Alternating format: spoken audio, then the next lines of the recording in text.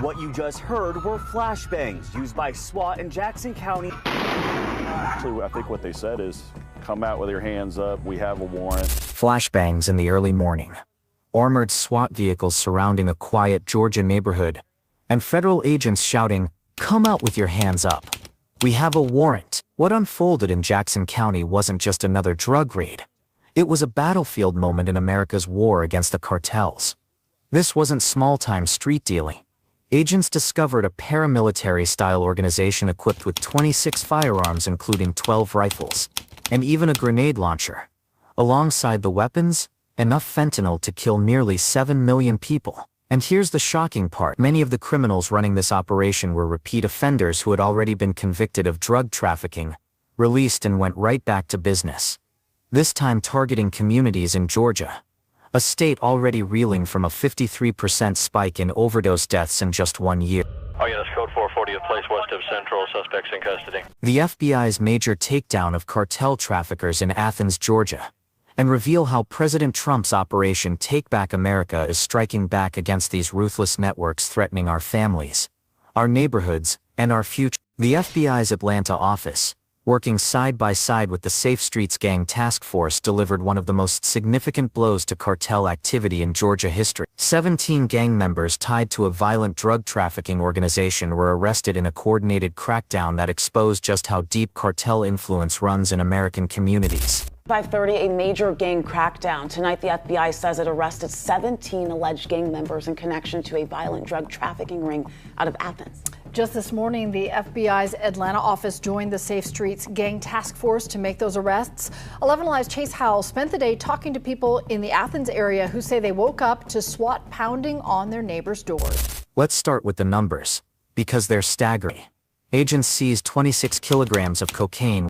They took 1.7 kilograms of fentanyl worth about $60,000. They uncovered 50 grams of methamphetamine, 5.4 ounces of crack cocaine, 2.4 pounds of marijuana, and 128 controlled pharmaceutical pills. When you add it all together, the drugs seized in this single operation could have fueled countless overdoses and destroyed entire communities. But drugs were only part of the story.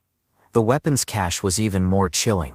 26 firearms were confiscated, 12 rifles, multiple handguns, and shockingly a grenade launcher. This wasn't a neighborhood dealer with a pistol. This was a cartel-backed organization arming itself for war, ready to challenge law enforcement with military-grade weaponry. Federal officials called it for what it was, not just a drug operation but a paramilitary organization entrenched in Georgia soil. And here's where the outrage really begins. Many of those arrested weren't first-time offenders. They were men with long rap sheets, convicted felons who had already served years in prison for drug trafficking. Instead of turning their lives around, they came right back out and immediately resumed pushing cocaine, fentanyl and meth into communities. Among them were names like Ulysses Borja, Orlando Muckle, Joey Campbell and Bernard Walker, all of whom had prior conviction. One defendant, Patrick Wilkins, was already a convicted felon but was caught illegally possessing 5 firearms while trafficking drugs. The pattern is crystal clear. Our justice system's revolving door is putting repeat offenders back onto the streets where they pick up right where they left off.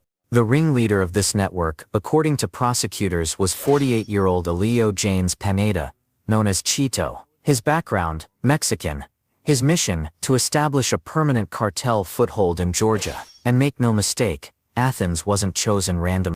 It's a college town, home to the University of Georgia, and more than 40,000 students. Cartels know that college students are vulnerable targets. They use counterfeit prescription pills, fake Adderall, fake Xanax, cut with fentanyl and marketed as study aids or party drugs. The students unknowingly swallow a death sentence. The statistics tell the rest of the story. In 2023 alone, Georgia reported 26 and 49 fentanyl overdose deaths. A shocking 53% increase from the year before. That's more than 7 Georgians dying every single day. And remember, the fentanyl seized in this operation, just 1.7 kilograms, was enough to kill nearly 7 million people. If this is what federal agents intercepted, imagine how much has already slipped through. This wasn't a fly-by-night operation. Records show the Pineda Group distributed more than 400 grams of fentanyl and over 50 grams of methamphetamine in the Athens area. A second group, led by repeat offender Orlando Muckle, had been operating even longer since October 2020, moving over 400 grams of fentanyl and more than 5 kilograms of cocaine into Georgia communities. Together, these networks represent years of organized, calculated poisoning of Georgia's population, all under the umbrella of the cartels. To bring these criminals down, law enforcement had to act like they were dismantling a foreign military operation. 13 agencies joined forces, including the FBI, DEA, Georgia Bureau of Investigation, and multiple sheriff's offices. 12 search warrants were executed across Athens and Atlanta. Wiretaps were authorized. Intelligence gathering spanned months. It was meticulous, dangerous work, and the payoff was enormous. The dismantling of a sophisticated cartel network embedded in a U.S. college town. This was part of a larger federal initiative, Operation Take Back America, spearheaded under President Trump's leadership. The operation mobilizes the full resources of the Justice Department to go after cartels and transnational gangs with the seriousness they deserve. And this case proves why that approach is necessary. When you're facing criminals armed with grenade launchers and enough fentanyl to kill millions, you're not dealing with simple drug crimes, you're dealing with domestic terrorism.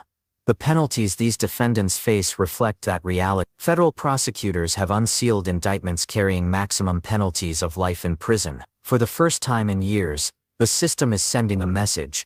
Drug traffickers tied to cartels won't just serve a few years and walk free. They'll be held accountable with sentences that fit the devastation they've caused. But let's be clear, this case is a success story, and also a warning. The cartel didn't just pass through Athens.